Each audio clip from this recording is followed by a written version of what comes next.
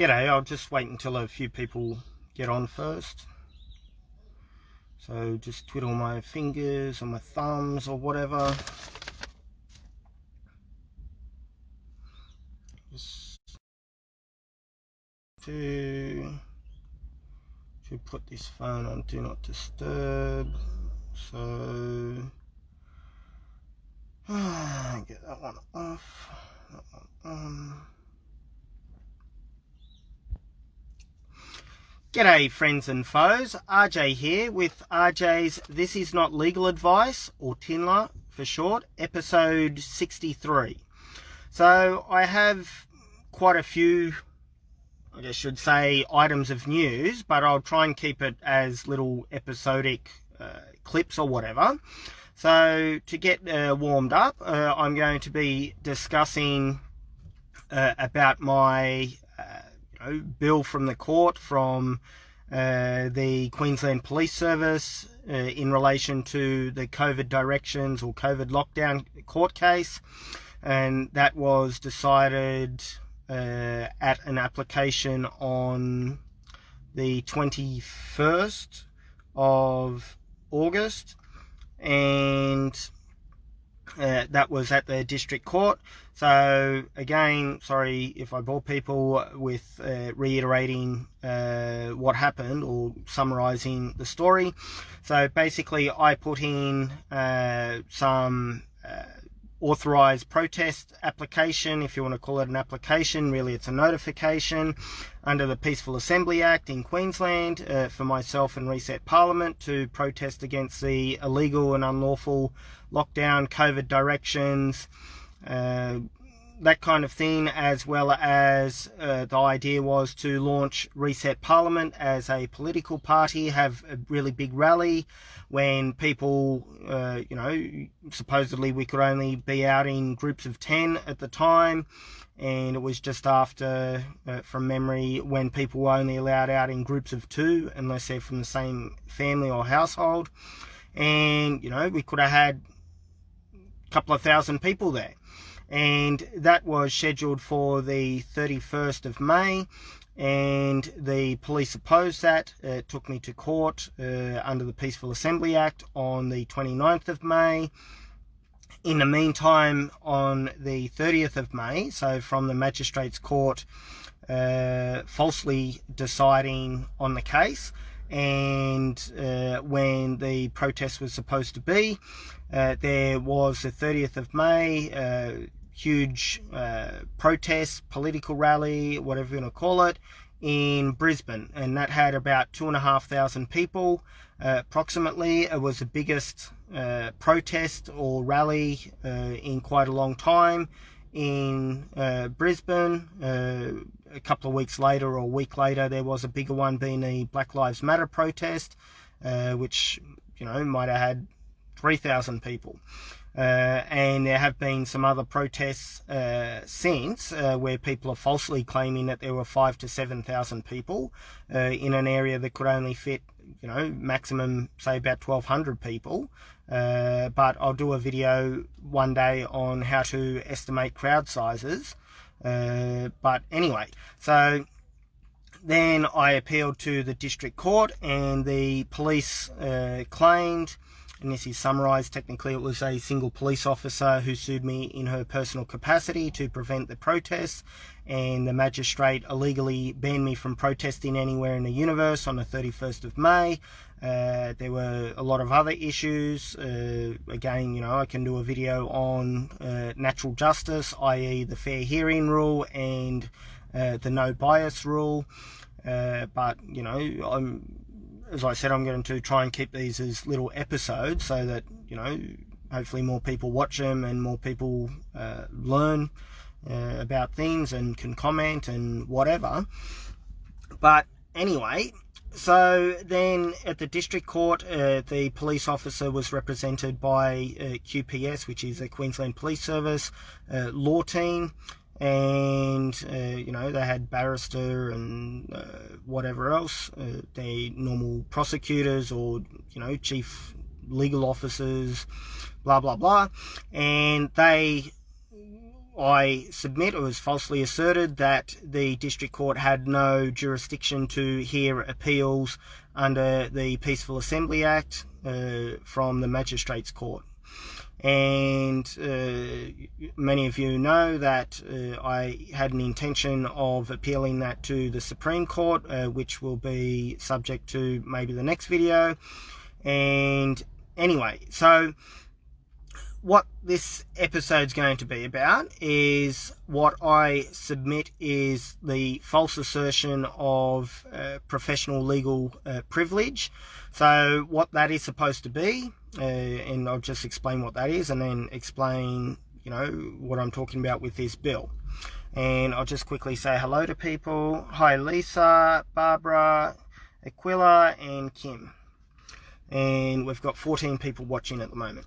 So what legal professional privilege is, in a nutshell, is basically there are certain documents or whatnot, certain things that are said that must remain confidential. If they don't, then, you know, people can even be jailed for contempt, that kind of thing, fined heavily, sued for breach of confidence. If they're a lawyer, they can be you know, disbarred if they're a barrister, or, you know, banned from practice or suspended from practice if they're a solicitor.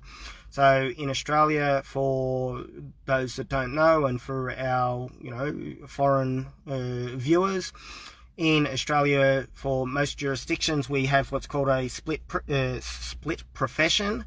So you have lawyers as a whole, and then you have barristers. Barristers are the advocates, they're also known as advocates, who are the ones that are mainly in court, you know, with wigs and jabos, a funny little sort of Colonel Sanders collar, that kind of thing. And they specialize in, you know, courtroom stuff, as well as they are a lot more senior than solicitors. So you could have a solicitor who has been a solicitor for 50 years, and then, you know, some so-called pimply teenage kid just becomes a barrister, and the barrister is automatically more senior and more superior than the solicitor.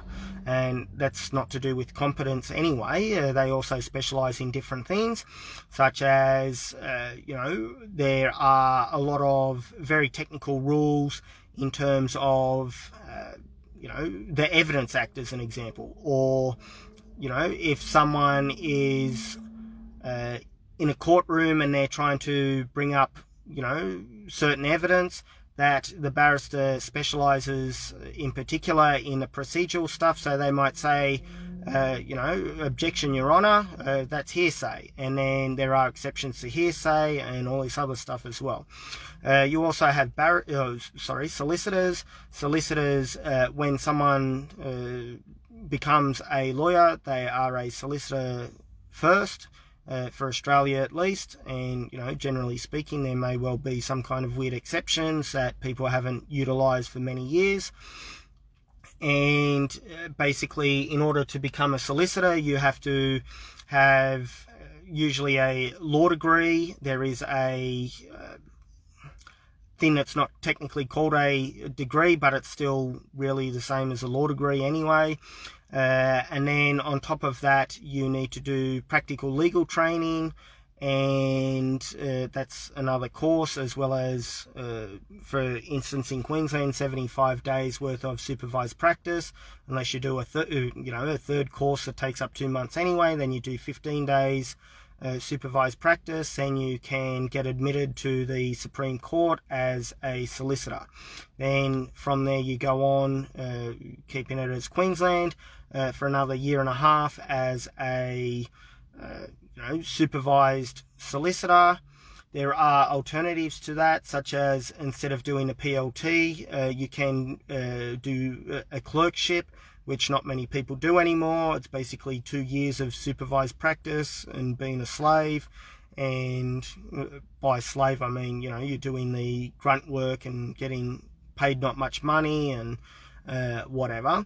And, you know, then skip out on PLT, but apparently no one ever does that anymore. And then also, if someone is working for the government as the equivalent of a solicitor, they don't really need to do PLT. It depends on the role, of course. Police prosecutors also only just do, like, supposedly it's a 6-week course, or it used to be. And, you know, then a prosecutor's more senior than the most senior barrister anyway, because they represent the Crown, blah, blah, blah. And then on top of prosecutors, you have the Attorney General and Solicitor General, who are the most senior. Anyway, I'll just say hi to Bronwyn and Mary as well. I'm pretty sure I already said hi to Kim. Very tired though, but sorry if I missed out. Anyway, so with the idea of legal professional privilege, part of the reason is that if you, how can I put it nicely? So a lawyer really needs to know as much as they can about a client's case in order to represent them, you know, truly, even though a lot of lawyers, the first thing they'll say when they get a client, particularly for criminal law, is, I don't want you to tell me anything. Do not tell me if you're, you know, innocent or guilty, because the reason is that if a client reveals to the solicitor, usually it's a solicitor, and it used to be that solicitors basically do contracting with barristers, and that clients couldn't directly go to barristers, but things are changing over the years. Now people can directly contact barristers. But anyway, so the point is, if someone says, hey, look, I'm guilty, I don't know, stab someone or whatever it is, even though they might technically not be guilty, because, you know, if they have done self-defense as an example, then they aren't necessarily guilty of murder if they have killed someone, just as an example. And, you know, I should say for the super sensitive people that, you know, sorry about talking about murders and whatever, but, you know, just trying to explain. So the point is, if, you know, just say there's a client called John, and John discloses to their solicitor, yeah, I actually murdered them, I did it on purpose, there were no defences, blah, blah, blah, then the solicitor cannot say in court, nor can they, you know, instruct a barrister to say in court, hey, look, poor John, he's innocent, he didn't do anything. So that's one reason for that. But with legal professional privilege, you know, the best advice generally is when the client is telling the truth and saying what happened. Lights just went out, that's fine. And the idea is that the lawyer cannot disclose, you know, sensitive information, as an example, nor can anyone else who accidentally comes in contact with that.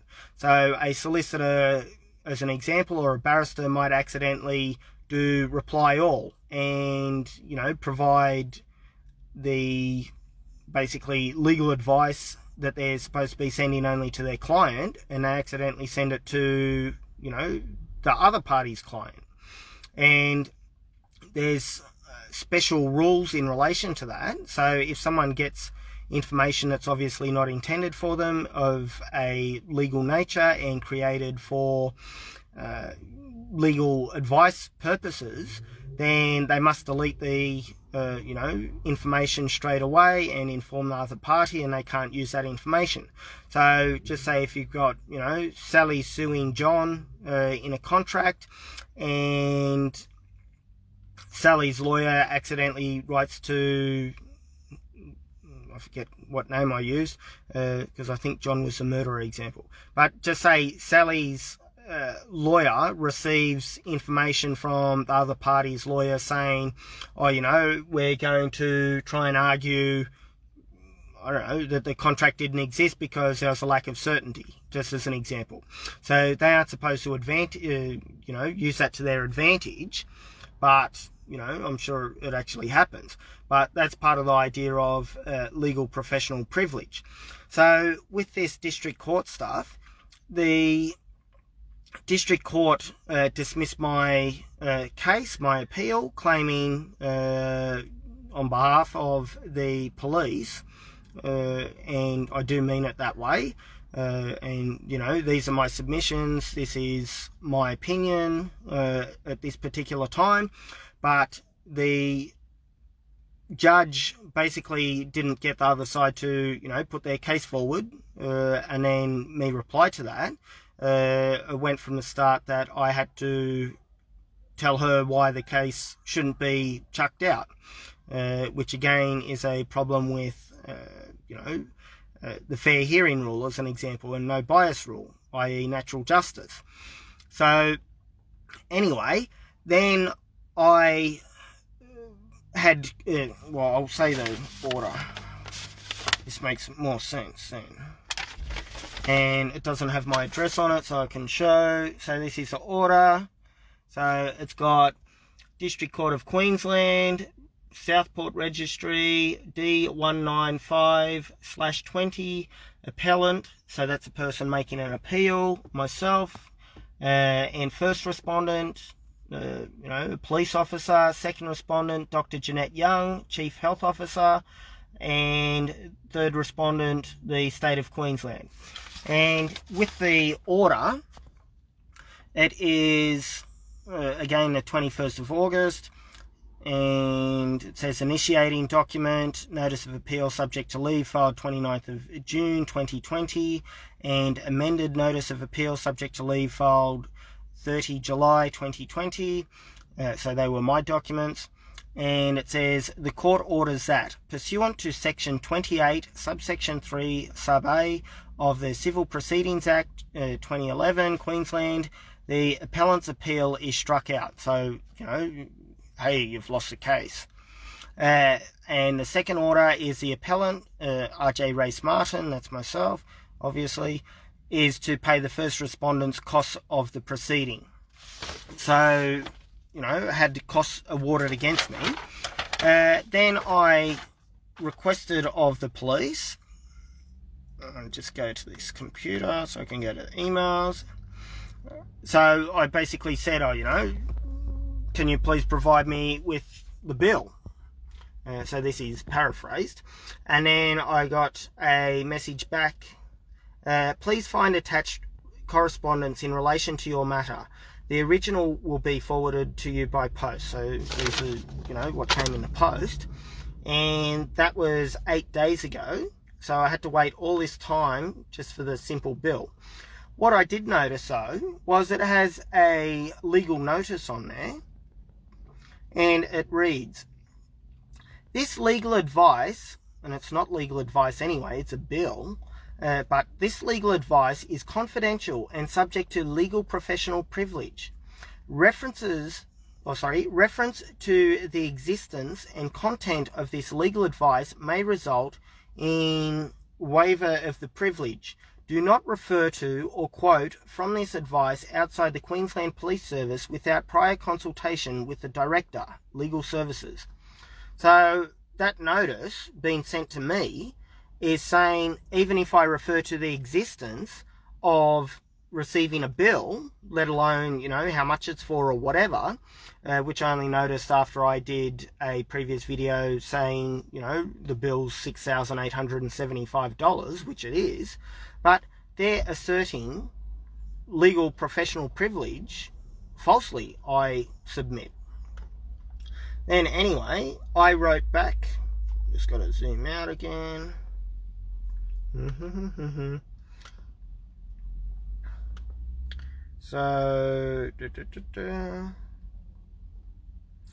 So then they sent the main document, which has, just see if it's got any private details on there, not really. So then I received this one.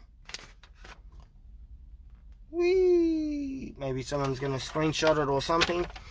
But again, it has a notice on there, and I submit it's a false notice. This document is protected by legal professional privilege and is not to be released to a third party or external agency without the prior approval of the Executive Director, QPS Legal Division. So again, you know, I can't show this according to this, which is a load of garbage. And anyway, so it says, oh, oops, it did have an address on there. But anyway, I'm moving soon anyway, so what difference does it make? Maybe. Anyway, so it says, Dear Mr. Martin, Arjay Race Martin v. the Commissioner of Queensland Police and others, it should be either and others or and another, D195/20, and there was no such case. It was myself against a particular police officer, as well as the Chief Health Officer, Dr. Jeanette Young, and the State of Queensland. So they don't even use the real case. So it says, I refer to the above matter finalised before Her Honour Judge Muir on 21 August 2020 in the Southport District Court, in accordance with Her Honour's final order for the appellant to pay the first respondent's costs of the proceedings, payment in the amount of $6,875. So that's $6,875, is now requested by the Queensland Police Service, order attached. Please arrange for the payment to be made via electronic fund transfer to blah, blah, blah. And then, you know, in your remittance text, please state, and basically that's, you know, a code when you're paying so they know what the hell it's for. And please be advised, payment of costs is requested within 28 days. If payment is not received within a stated time frame, enforcement action will be commenced. Yours faithfully, blah, blah, blah. So just showing people again the actual amount, and this time I'll cover my address. So anyway, so then I wrote back saying, hello, blah, blah. Please send me an itemised bill for the amount claimed, because it does seem high for an application. Luckily, the Chief Health Officer and the State of Queensland did not pursue costs, otherwise, you know, could have been 3 times as much. And, you know, in a way, I'm lucky that it wasn't $30,000. But, you know, it is what it is. So, and sorry, I was shaking a little bit when I'm tapping a keyboard. But also, what was I going to say? So you have to be very careful what I say and what I don't say because of certain reasons. But I do have a GoFundMe page. It does have about $3,800. So thank you to everyone that donated and shared the message about, you know, the GoFundMe and whatever. So then, you know, that's more than half paid for. And anyway, I'll just quickly have a look who else is on. Hi, Saz, if that's how you pronounce your name, or Says.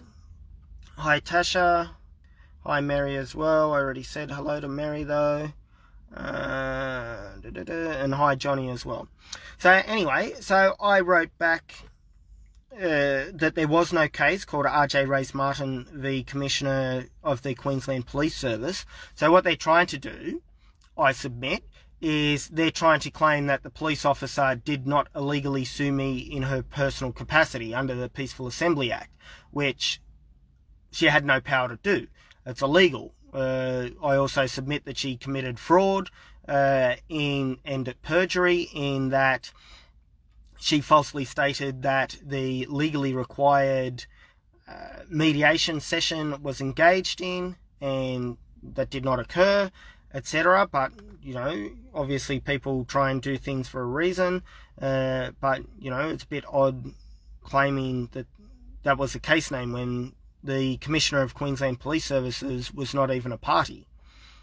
But under the Peaceful Assembly Act, they are supposed to be the party, and anyone who is sergeant or above has delegated power to make a case in, you know, the police commissioner's name, but that didn't happen here.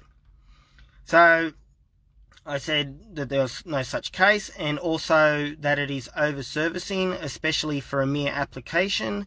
So I'd like to dispute the figures, thanks. And over-servicing is basically, lawyers trying to rip people off. So, if someone, could use real examples that are going on now, but maybe I won't. But just as an example, there was a big inquiry maybe 10, 15 years ago or something like that, and basically it went like this. So there are a whole heap of lawyers that ended up getting into trouble with the Legal Services Commission of the relevant state. So they're responsible for, investigating dodgy lawyers, let's just call it that, whether they're solicitors or barristers, and they can make certain orders as well, and there's certain classifications of, if something's professional misconduct, or if it is, say, not acting in good faith or over-servicing or whatever. And then later on there is, other more formal ways to get lawyers in trouble if they're doing dodgy things as well. So with what happened about maybe 10 or 15 years ago, it was quite big in the news at the time. They went through certain lawyers, charges to clients, and just say there was a single lawyer and they were charging people for like 50 hours worth of work combined in a week. So what they would do is, if they, did one phone call to a court and then they spoke, might have been on hold on the phone or something like that, but, they might have asked questions about 10 different cases. I'm just making up an example, but they would charge those clients, all 10 of them, for the whole phone call, not for their relevant section. Lawyers normally charge in 6-minute blocks, so if something does literally take 2 minutes to do, they still charge for 6 minutes, so 1/10 of an hour. But you can't do something for 10 people and then charge each one individually, as an example. And anyway, so I basically said, translation is, hey, this sounds like it's a rip-off, so I'd like to dispute it. And then I got a message back. Good morning, Mr. Martin. Thank you for the update as to your position in relation to the payment of costs. I'll await the receipt of the necessary paperwork from you in relation to the dispute as to the amount of costs. I wrote back, what paperwork is required, please? Thanks. The legal team for QPS wrote back, good morning, Mr. Martin. I am unable to provide you with legal advice or guidance in relation to your matter. It's not really legal advice, and they're making an assertion. And then I sent to the barrister, because then they sent an itemised bill, which the ghost happened. I didn't turn a key on a car and the lights just went back on randomly. So I received the bill in between, which is, I guess I responded it seems like it's over servicing to that. So, won't necessarily show the lady's name, the barrister. So they've got 25 hours, where is it? So 25 hours worth of work they're claiming, which, is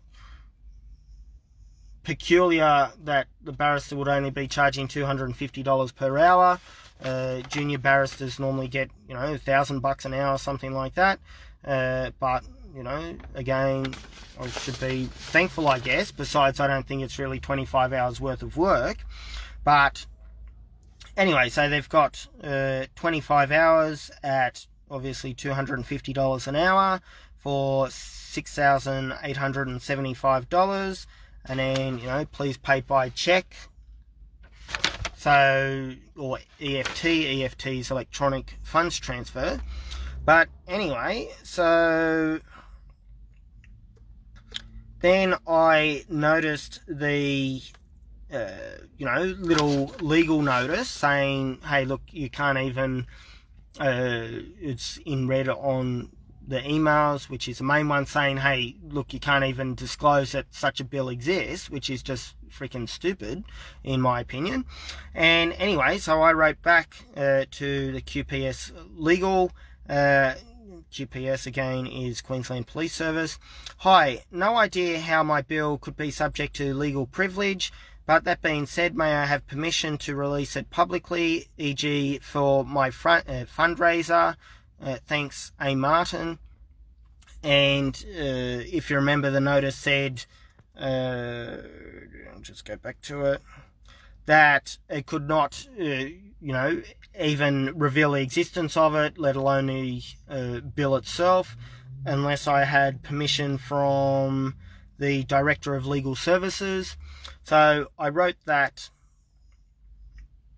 thing back saying, hey, at least can I get permission, but I don't know how you can claim it's legally privileged, 6 days ago. And then that was just ignored. So yesterday I made a phone call. I made 3 phone calls. One was for the Queensland Law Society. They basically said, hey, nothing to do with us. I tried the Legal Services Commission. They aren't apparently working besides via email at the moment, just to clarify and say, hey, look, can you actually assert legal professional privilege to a bill for the other side when sending it to the other side, because it's so bizarre. And again, I don't think you can, and that's has a asterisk next to it, because maybe there might be some circumstances where there is a bill, but it's probably not when it's sent to the other side, but that does actually have some kind of legal advice attached to it to attach legal professional privilege, but not in this case. So when I called yesterday, after I tried the Legal Services Commission, they basically got an automated message saying, hey, look, due to COVID, send us an email, and that was basically it. And then I tried calling the police headquarters legal team phone number. I spoke to a different lady, and then I stated the nature of it. So I said, is so-and-so there, so-and-so being the main solicitor for the police. And then I was told, oh no, she's unavailable at the moment. And I asked, oh well, maybe you can help me. So look, I've received this bill. I gave them reference number or whatever, and I said, well, I don't know how you can assert professional legal privilege over a bill to the other side, blah blah blah. I think that it is a false assertion of professional legal privilege, blah blah blah. And then she just obviously took down a note or whatever and said, I'll try and get so and so to call you back. And then when I was driving, so and so called back, but the phone wasn't set on Bluetooth. I only put it on, I try and avoid the extra EMF, electromagnetic frequency, or EMF radiation, whatever you want to call it. So it wasn't on Bluetooth, but when I pulled up, I called her back, and then I said about, I've got 2 things. One is, can I get permission? And then she said, oh, you said about a fundraiser. Oh yeah, you can do that. So she gave me permission, and so I can reveal it. And then I went to say, hey, look, I don't think you can actually assert legal professional privilege over a bill of this nature. And then she basically just shut me up by saying, oh, I can't offer you legal advice, Mr. Martin, which it's not legal advice. It was a statement saying, hey, look, I think you're doing something dodgy. But, so I've got that permission. Anyway, so what I might do now, I've got a couple of different other interesting things, probably more interesting than this, but a lot of people don't get online until after 7:30, 8 o'clock or whatever. So one is that I received the transcript finally from the Magistrates Court, so that's quite interesting, but I might do like a little puppet show or something, make it a little bit more interesting. And then another thing that I will do a video on just after finishing this one, which is on, have a little drink first, because my throat's going a bit dry and hoarse and croaky and whatever, but concerning the Supreme Court appeal, if I did it, if I didn't do it, why, that kind of thing. Anyway, so I'll just see the last few comments. Mary says, well done Arjay fighting this, and 3 thumbs up. Thank you, Mary. Latoya says, the system is crumbling under their own laws Australia-wide, not only with you, but with countless others. Sorry, I'm getting a bit lazy with my speech at the moment. Yeah, so, there are a lot of dodgy things in terms of, I have to be careful again what I say, but there was someone who used to have a really cool saying, and I'll try and look it up on a computer. Oh, that'll probably take a while, but Carter Edwards. So Carter Edwards is a singer, and he was famous for being on a Dulux ad, like a painting company ad where he was singing. He's very much into, supporting Australia, that kind of thing. And he used to work at 2HD, Radio 2HD in Newcastle. I also used to work there for a while, and I didn't know him particularly well though, but I used to listen to him on Talkback Radio all the time, and he had a saying that went something like, that it is a legal system, not a justice system. And what was the saying? I think I have it written on my website, rjmartin.com, in one of the things. But basically I was saying, his claim, paraphrase, was that there's no justice in the system. That's why it's called a legal system, because it's basically whoever affords the best lawyer wins. And that's, a very generalistic statement, but, a lot of people would agree with that. And Barbara says, keep them honest, love heart, I'll do my best. And Mary's saying about the corruption in the judiciary system and the government, and you're one of the good ones, mate. Thank you. So I'll just bugger off with this video, just because that way I keep it episodic, and I'll start another one in maybe 5 minutes, 10 minutes, something like that. That'll be probably more interesting, but it is what it is. So thank you. Please like, share, subscribe, donate some money if you want. Basically, the more people that know about my videos and about what's happening, the harder it is for, even if there was a corrupt legal system, which some might suggest there is, then, it makes it harder for that to happen or continue or whatever. Because, it's easy to sweep something under the carpet if it's only small and no one knows about it. Whereas if everyone knows about it, then, that's a different story. And I'll also quickly just show a cool little ring light I got. Woo! That's how I'm lighting my face up now. A couple of AA batteries. Thank you for sharing, Mary. And also, people have suggested, in particular there was Ben, I don't know if Ben's watching, but basically getting a stabilizer for my phone. That apparently my video was a bit annoying when I was walking in the wind the other day at Kawara Beach Park, and also I guess the camera was shaking lots, especially when it does get a bit darker, because the frame, how can I put it, because the camera needs more light in the dark, more time to be open to gather it, then if you move, it's sort of more streaky. So if you're walking along, it's like boom, boom, boom. It's sort of annoying. But I've ordered a little stabilizer and also a little shotgun mic with like a there's a thing called a dead cat, but I don't think I actually have a dead cat on it. So a dead cat's just like a little fuzzy, it's not made of cat, but like a little furry thing, so it cuts down wind noise. But I think the ones that I ordered just have like a little foam cover. It's just like $10 or something like that on eBay, and hopefully the videos will be better then. And one other interesting thing is about a protest, but again, you know, I'll make a separate short video about that as well. So thank you, cheerio for now, for 5 minutes, 10 minutes, whatever. Bye.